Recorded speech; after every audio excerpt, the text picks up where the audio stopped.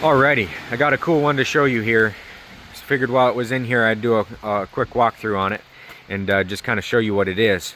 I mean, you guys, most of you locals know, if you're local, you know that, I mean, just ask anybody, you know, that's what has kept the lights on at the company here for a long time.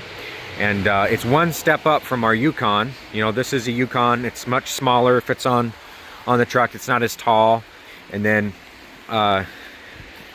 that's also a Yukon. It's one step up from that. So let's look inside here really quick. It is what we call a cabover canopy.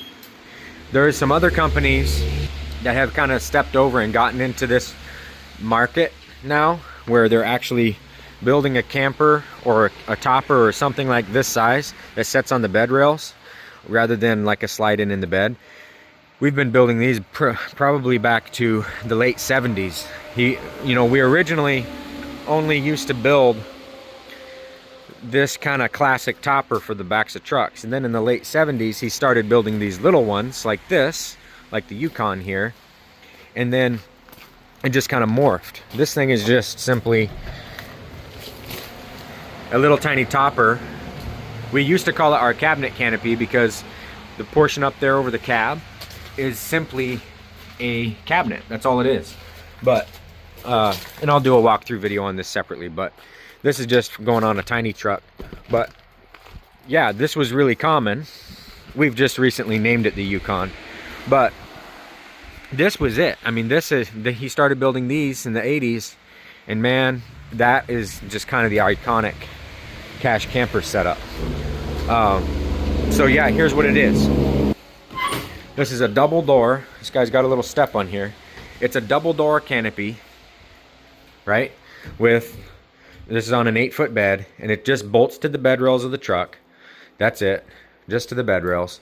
He's got a queen size mattress up there, space for a queen size mattress.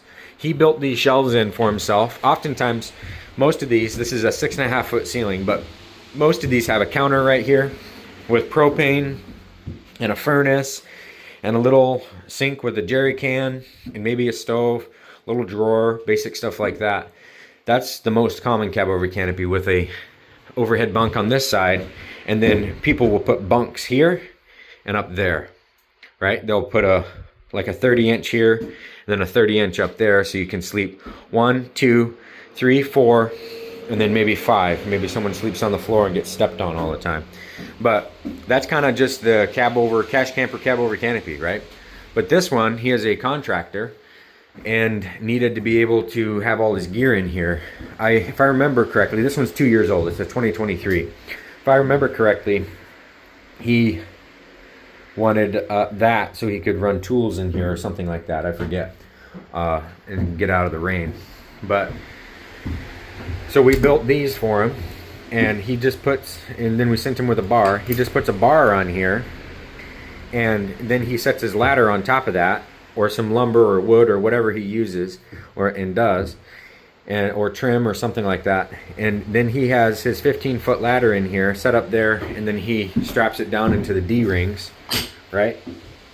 And then he has the floor for plywood or gear or generators or tools or whatever. But he made these. Again, he made these, and he did a good job. I believe he's a general contractor, for finish carpentry. Now, I could be wrong on that. I forget the details of what he specializes in, but obviously he does pretty neat work, because that looks pretty good, right? And now this is our SIP roof, like all of our campers in this category. It's we make it here. It's a 3-inch solid foam panel with, you know, thick decking on the top and then thinner on the inside. So you can't really screw into it, but like right here, we put some strips for him because he was planning on putting some sort of shelving here. He wasn't certain at the time what he was going to do.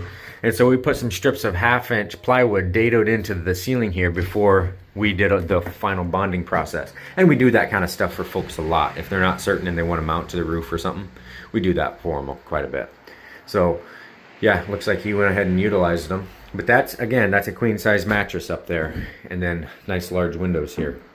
But no, this is that's just the shell, and it's really not bad. This is a 53 to 54 inch opening in here, So you can run your plywood. You can see it's outside of the plywood line. You can run sheets of plywood in here, four-wheelers, you know, whatever you need to run in here, and you're not obstructed.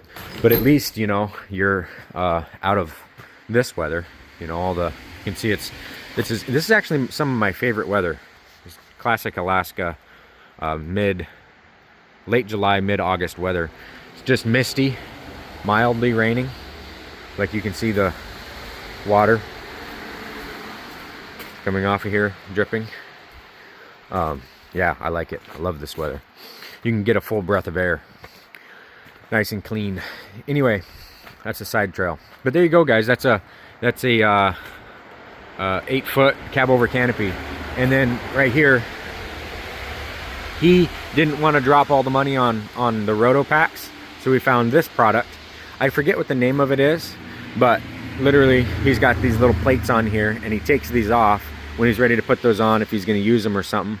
Oh wait, no, it's just a little screw pin right here. You just screw it in and then you can lock it. Anyway, yeah, pretty cool. Not bad. This is his company, by the way. He lives out there in Anchorage. But yeah, I'll do walkthroughs on these once they're sitting on the truck. And this one right here, this one's cool. We'll walk through this one and look at it later. I've got other Yukon videos, but this is a very built Yukon. It's got a bunch of solar up there. He's got in a dialed in electrical system, side doors. Let's look here. Nice little cabinets inside. We're waiting on cabinet doors and some stuff. But yeah, we'll jump into the whole electrical system and everything up there and kind of go over the specs on this one on a different video. This one's cool. I love this camper. It's actually one of those ones that's a pretty decent challenge to build and design, but when it's done, it's actually pretty stinking cool. Anyway, all right guys, cheers. Figured I'd show that one to you really quick, and yeah, catch you on the next one.